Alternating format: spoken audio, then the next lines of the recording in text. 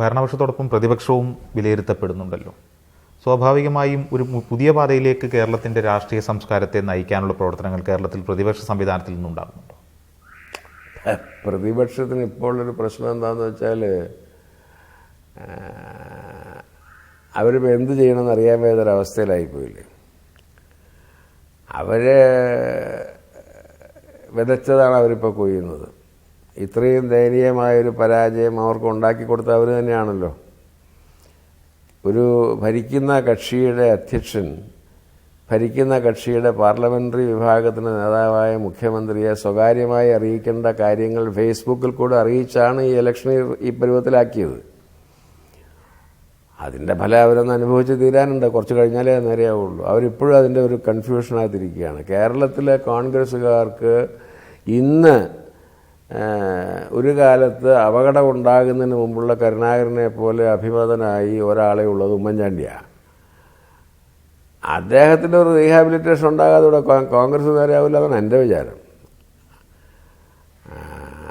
അപ്പോൾ അതുകൊണ്ട് ഇപ്പം അദ്ദേഹം രംഗത്തുണ്ട് സജീവമായിട്ട്. ഇപ്പം എവിടെ ചെന്നാലും കാണാമല്ലോ, യാതൊരു സ്ഥാനവും ഇല്ലെങ്കിൽ ആ മനുഷ്യൻ ചെല്ലുന്നിടത്തെല്ലാം ബഹളം. കരുണാകരൻ്റെ അവസ്ഥ ഇതായിരുന്നു. കരുണാകരന് ഈ ആക്സിഡൻറ്റ് കഴിഞ്ഞ പിന്നെയാണല്ലോ പ്രയാസം ഉണ്ടായത്. അതിപ്പോൾ ഉമ്മൻചാണ്ടിയുടെ നന്മകൾ കൊണ്ടോ മിടുക്കൊണ്ടൊന്നുമല്ല, അദ്ദേഹത്തിൻ്റെ ഈ മൊബിലിറ്റിയും ആളുകളുടെ ഇടയ്ക്ക് പോകാനുള്ള ഒരു വാസനയൊക്കെ ഉണ്ടല്ലോ. കരുണാകരൻ അങ്ങനെയല്ലേ, ചുറ്റും ആളില്ലെങ്കിൽ ഞങ്ങൾക്കൊരു ജീവനില്ലല്ലോ. നമ്മൾ വിചാരിക്കും എല്ലാവരും ശല്യപ്പെടുത്തുന്നത്. അദ്ദേഹത്തിന് അതാ ഒരു ഹരം. അപ്പം അങ്ങനെയുള്ള ഒരു നേതൃത്വത്തിൻ്റെ അഭാവം വാസ്തവത്തിൽ പ്രതിപക്ഷത്തിൽ പൊതുവേ ഉണ്ട്. പിന്നെ അത് പിടിച്ചു നിർത്തിക്കൊണ്ടിരുന്ന ഒരാൾ കുഞ്ഞാലിക്കുട്ടിയാണ്. അങ്ങൊരു ഡൽഹിക്ക് പോയി.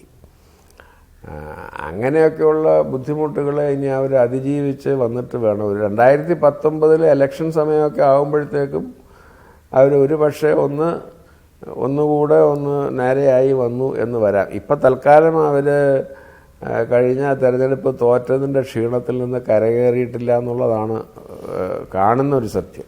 ഈ സർക്കാരിൻ്റെ മദ്യനയം പ്രഖ്യാപിച്ചപ്പോൾ ഉണ്ടായ ഏറ്റവും ശ്രദ്ധേയമായ പ്രതികരണങ്ങളൊന്ന് ശ്രീ കെ മുരളീധരൻ്റേതായിരുന്നു. ക്ലിഫ് ഹൗസിൽ നിന്ന് കന്റോൺമെൻറ് ഹൗസിലേക്ക് വേഗത്തിലെത്തിച്ചത് കഴിഞ്ഞ സർക്കാരിൻ്റെ മദ്യനയം എന്നാണ്.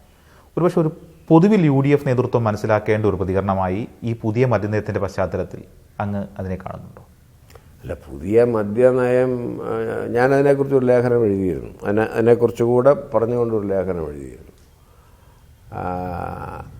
പുതിയ മദ്യനയം ശരിയാണ് എന്ന് പറയുന്നതിനേക്കാൾ ഉറക്കെ പറയേണ്ടത് പഴയ മദ്യനയം തെറ്റാണെന്നാണ്. ഈ പഴയ മദ്യനയം എങ്ങനെയാണ് ഉണ്ടായത്? ഇതൊക്കെയാണ് ജനങ്ങൾ പെട്ടെന്ന് മറന്നു പോകുന്നു എന്ന് ഞാൻ പറയുന്നത്. 418 ബാറുകൾ അവിടെ വൃത്തി പോരാന്നും പറഞ്ഞ് അടച്ചിടാൻ പറഞ്ഞു. അത് തുറക്കാൻ വേണ്ടിയിട്ടുള്ള തീരുമാനം വന്നു കഴിഞ്ഞപ്പോൾ മാണി പറഞ്ഞു ഞാൻ അറിഞ്ഞില്ലല്ലോ, അതുകൊണ്ട് ക്യാബിനറ്റിൽ അത് മാറ്റിവെക്കുന്നു. ക്യാബിനറ്റിൽ മാറ്റി വെച്ച് കഴിഞ്ഞ് പിന്നെ അത് ക്യാബിനറ്റിൽ വന്നപ്പോൾ മാണി പറഞ്ഞു കുഴപ്പമില്ലാന്ന്. മാണിക്ക് ബോധ്യമായി അതിൻ്റെ ഇടക്കാലത്തെന്ന് വെച്ചോളണം. അപ്പം അന്നേരം ഈ തൊമ്മൻ മുറുകുമ്പോൾ ചാണ്ടി ആയി എന്ന് പറഞ്ഞവർ അന്നേരം ബാബു പറഞ്ഞു കുറച്ചുകൂടെ കഴിഞ്ഞോട്ടെ എന്ന്. അന്നേരം സുധീരനും ബിഷപ്പായി ഇത് കൊടുക്കാൻ പാടില്ല എന്ന് പറഞ്ഞു. അങ്ങനെ സുധീരനും ഉമ്മൻചാണ്ടിയും തമ്മിലുള്ള ഒരു പൊളിറ്റിക്കൽ ടസിലായി. അതിൻ്റെ അവസാനം ഈ സകലമാന കരുണാകരൻ കഴിഞ്ഞാൽ പിന്നെ ഏറ്റവും വലിയ പൊളിറ്റീഷ്യൻ ഉമ്മൻചാണ്ടിയാണല്ലോ. അങ്ങൊരു കടത്തി വെട്ടി സകലവും നിർത്തിയിരിക്കണമെന്ന് പറഞ്ഞു.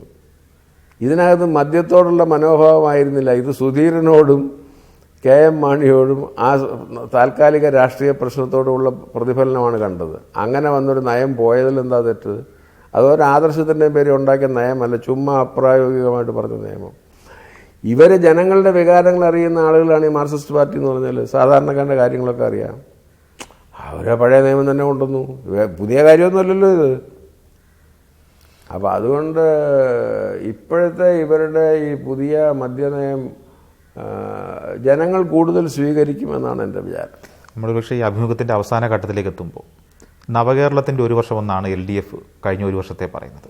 ആ ഒരു വർഷം പൂർത്തിയാകുമ്പോഴും കഴിഞ്ഞ ദിവസം കോഴിക്കോടുണ്ടായ സ്വന്തം ഭൂമിയുടെ കരമടയ്ക്കാൻ പറ്റാത്ത തരത്തിൽ ഒരാൾക്ക് ആത്മഹത്യ ചെയ്യേണ്ടി വന്ന ഏറ്റവും ദുരിതപൂർണമായ ചില ജീവിത ചിത്രങ്ങൾ നമ്മുടെ മുന്നിലുണ്ട്.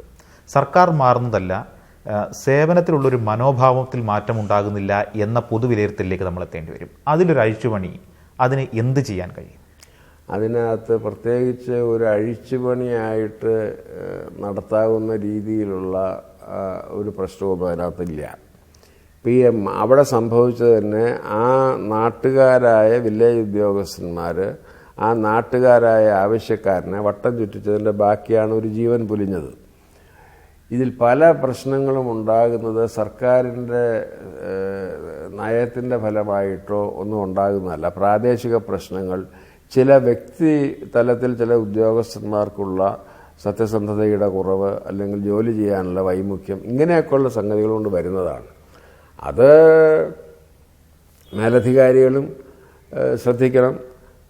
മുഖ്യമന്ത്രിയുടെ വ്യക്തിത്വത്തിന് അതിൽ വലിയ ഒരു പ്രാധാന്യമുണ്ട്.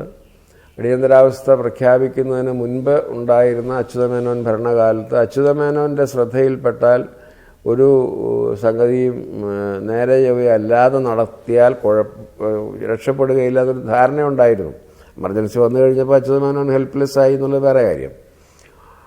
അപ്പം അങ്ങനെയൊക്കെയുള്ള ഒരു ടോട്ടൽ പിക്ചർ ഗവൺമെൻറ്റിനെ കുറിച്ച് ഉണ്ടാകണം. അത് ഒരു സത്യസന്ധതയുടെയും കാര്യക്ഷമതയുടെയും ഒരു ഇമേജ് ആയിരിക്കണം. അതുണ്ടാക്കാനാണ് പിണറായി ശ്രമിക്കുന്നത്. ഇപ്പോൾ അത് അദ്ദേഹം പൂർണ്ണമായി വിജയിച്ചു നമുക്ക് പറഞ്ഞുകൂടെങ്കിൽ പോലും ചോദിക്കാനും പറയാനും ആളുണ്ടെന്നും ഭീഷണികൾക്ക് വഴങ്ങുന്ന ആളല്ല മുഖ്യമന്ത്രി എന്നും ഒക്കെ അറിയിക്കുന്ന അത്രയും എത്തിയിട്ടുണ്ട്.